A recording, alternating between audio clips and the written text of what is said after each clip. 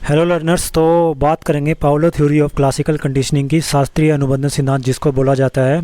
और ये सिद्धांत पावलो द्वारा दिया गया है, जो कि मोस्ट इम्पोर्टेंट टॉपिक रहता है। इसके अंदर से काफ़ी क्वेश्चन सीटेट एग्ज़ाम या जो अदर टीचिंग कॉम्पिटिटिव एग्ज़ाम्स होते हैं उनके अंदर पूछे जाते हैं। तो इसको आपने ध्यान से समझना है और देखना है। तो चलिए शुरू करते हैं। शास्त्रीय अनुबंधन सिद्धांत, Pavlov theory of classical conditioning.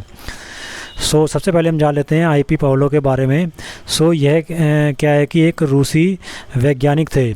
इनको क्या है कि 1904 के अंदर नोबेल पुरस्कार दिया गया था। आपको इसके क्या है कि एक एक पॉइंट आपने याद करने हैं जो हम इसमें बता रहे हैं।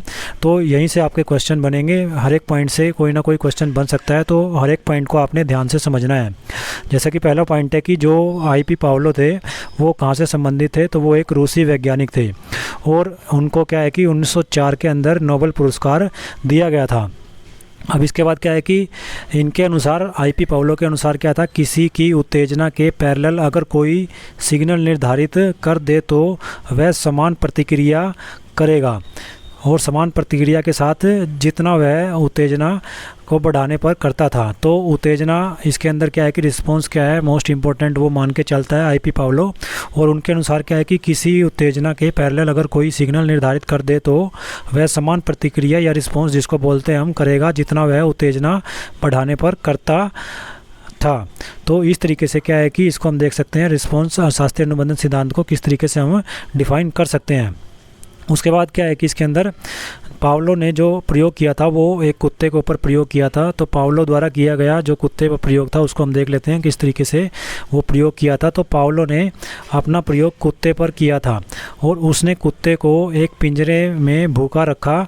जब उसने उसे खाना दिया तो खाना देखते ही कुत्ते के मुंह में लार टपकनी शुरू हो गई थी। और जब वह कुत्ते को खाना देता था तो खाना देने से पहले वह एक घंटी बजा देता था।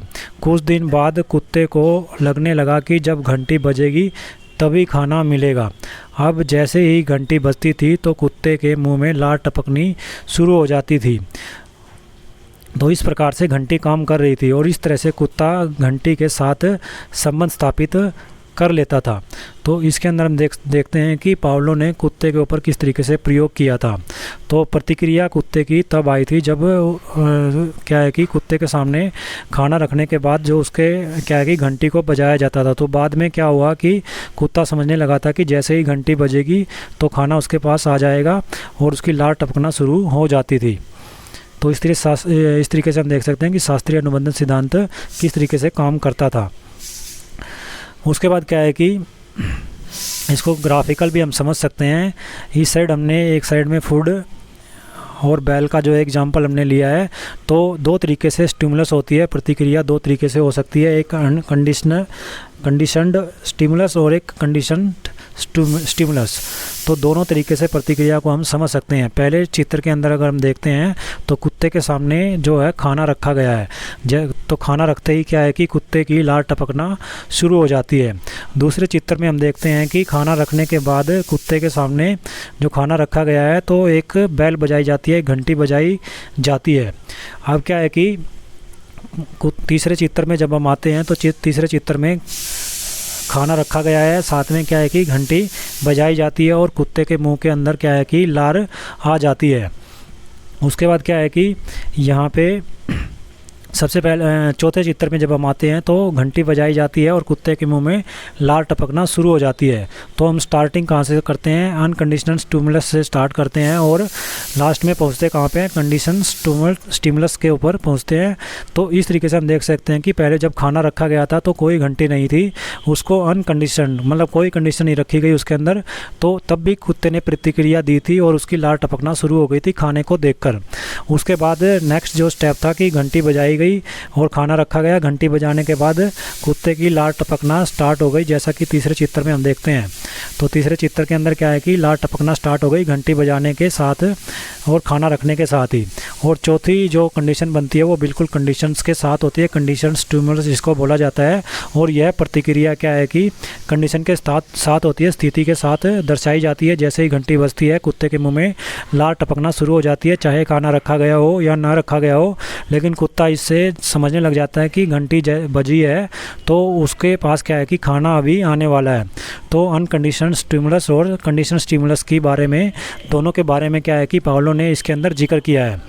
तो जो अनकंडीशनल रिस्पॉन्स है और कंडीशनल रिस्पॉन्स है, तो स्टिमुलस जो है अपना अनकंडीशनल स्टिमुलस और कंडीशनल स्टिमुलस के अकॉर्डिंग क्या है कि अनकंडीशनल रिस्पॉन्स और कंडीशनल रिस्पॉन्स को जाना जा सकता है। उसके बाद क्या है कि स्टेजेस ऑफ क्लासिकल कंडीशनिंग की जब बात की जाती है तो इसके अंदर 3 स्टेजेस को हम लेते हैं। सबसे पहली स्टेजेस को बोला जाता है उद्दीपक सामान्यीकरण या फिर स्टिमुलस जनरलाइजेशन। तो इसमें क्या होता है कि जब व्यक्ति अनकंडीशनल स्टिमुलस के प्रति क्रिया को सीख लेता है तो वह उस उद्दीपन से मिलते जुलते अन्य उद्दीपनों के प्रति क्या है कि वैसे ही रिस्पॉन्स करना शुरू कर देता है। जैसे अलग अलग घंटियों की आवाज़ आने पर भी कुत्ता लार टपकाना शुरू कर देता है, क्योंकि कुत्ते को लगता है कि जैसे ही घंटी बजेगी तो उसके पास खाना आने वाला है। उसके बाद जो नेक्स्ट स्टेजेस है पावलो लेके चलता है वो है विलोपन, जिसको इंग्लिश में बोलते हैं एक्सटिंक्शन। तो इसके अंदर क्या होता है कि अगर कंडीशन स्टिमुलस क्या होता है के बाद क्या है कि अनकंडीशनल स्टिमुलस प्रदान न करे तो कुछ समय बाद रिस्पॉन्स आना क्या हो जाएगा, बंद हो जाएगा। इसे बोला जाता है विलोपन।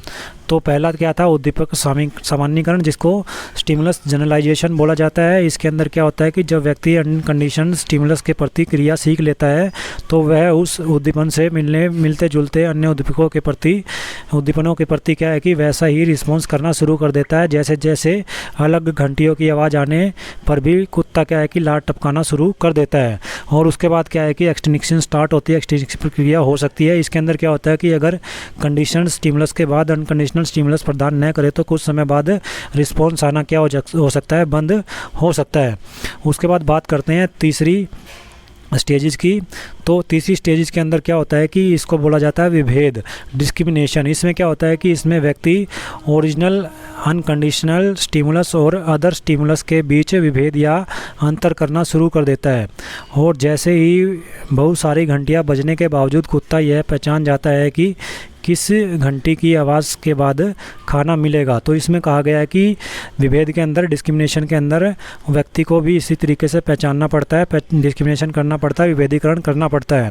इसमें व्यक्ति क्या होता है कि ओरिजिनल अनकंडीशनल स्टिमुलस और अदर स्टिमुलस के बीच विभेद या अंतर करना शुरू कर देता है। जैसे कि कुत्ते के बारे में बताया गया है पावलो के द्वारा कि बहुत सारी घंटियां बजने के बाद कुत्ता यह पहचान जाता है कि किस घंटी की आवाज़ से उसको खाना मिलेगा।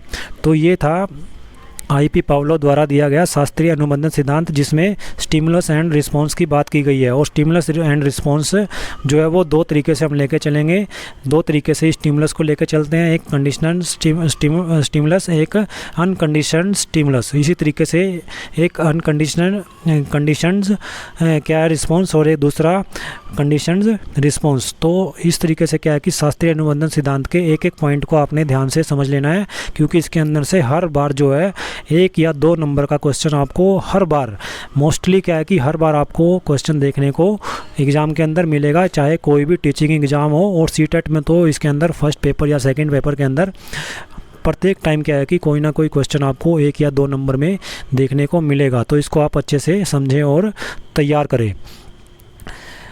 तो नेक्स्ट वीडियो हम देखेंगे नेक्स्ट चैप्टर जो है, नेक्स्ट चैप्टर हम नेक्स्ट वीडियो के अंदर डिस्कस करेंगे।